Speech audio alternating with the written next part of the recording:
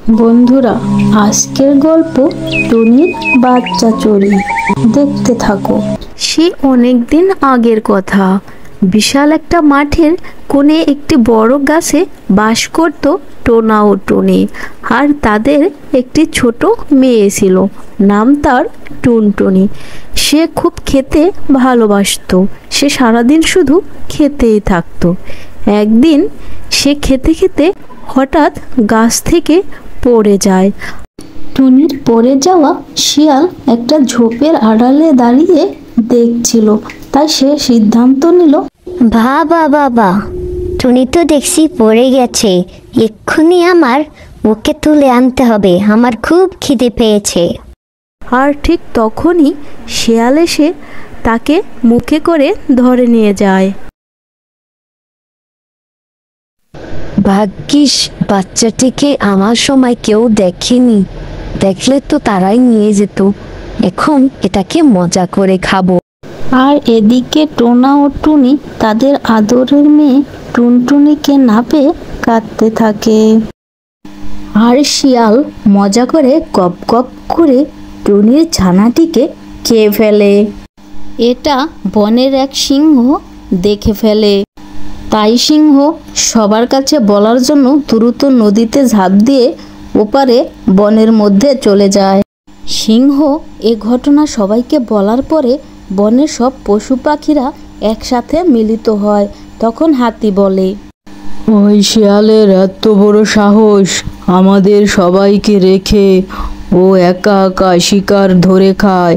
ওকে তো শাস্তি পেতেই হবে। হাতির এই কথা শুনে বনের সব পশু পাখিরা হাতির সাথে সম্মতি জানাতে থাকে। তার পরের দিন সকালে শিয়াল বনের মধ্যে মনের সুখে হাঁটতেছিল। আর ঠিক তখনই একটি খরগোশ শিয়ালকে দেখে ফেলে আর শিয়ালকে ডাকতে থাকে, ও ভাই শিয়াল, তুমি কোথায় যাচ্ছ? এদিকে আসো। খরগোশের ডাক শুনে শিয়াল এদিক ওদিক খুঁজতে থাকে, কে তাকে ডাকছে। কি ব্যাপার বেটা খরগোশ, আমাকে এভাবে ডাকছিস কেন? কি বলবি তাড়াতাড়ি বলে ফেল তো দেখি। আরে শিয়াল ভাই, কি আর বলবো, তুমি নাকি ওই টুনির ছানা চুরি করেছো, তাই সবাই তোমাকে খুঁজছে। খরগোশের এই কথা শুনে শিয়াল খুব জোরে দৌড় দিল। দৌড়াতে দৌড়াতে সে একটা বনের মাঝে চলে এলো। আর সেখানে একটা বাঘ শিয়ালকে ধরে বেধর মারতে লাগলো। মারতে মারতে শিয়ালকে একদম লাল করে ফেলছে। তারপর ওই শিয়ালকে গাছের সাথে বেঁধে রাখে। বাঘ মামা, আমাকে ছেড়ে দাও।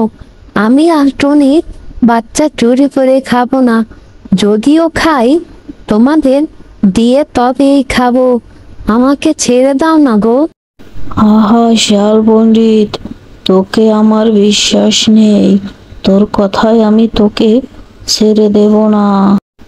আর এদিকে টোনা টুনি খবর পেয়ে সেই মাঠে চলে আসে। আর এসে শিয়ালের কাছে টুনি বলে, তুই আমার বাচ্চা চুরি করে শেষ পাজি শিয়াল, আমি তোকে কিছুতেই ছাড়বো না। টুনি ভাই, আমাকে ছেড়ে দাও না গো, আমি আর কোনোদিন চুরি করব না। ঠিক তো, তাহলে তোকে ছেড়ে দিচ্ছি। এরপরে টুনি শিয়ালকে ছেড়ে দেয় আর শিয়ালও ওই টুনির বাচ্চাটিকে ছেড়ে দেয়। আর টোনা টুনি ও তাদের মেয়ে টুনটুনি আবারও খাওয়া শুরু করে দেয়। তারা আগের মতো ঠিক আনন্দ করে খেতে থাকে। বন্ধুরা, গল্পটি তোমাদের কাছে কেমন লেগেছে অবশ্যই কমেন্টে জানিও। আর লাইক, কমেন্ট, শেয়ার করে সাবস্ক্রাইব করে দিও।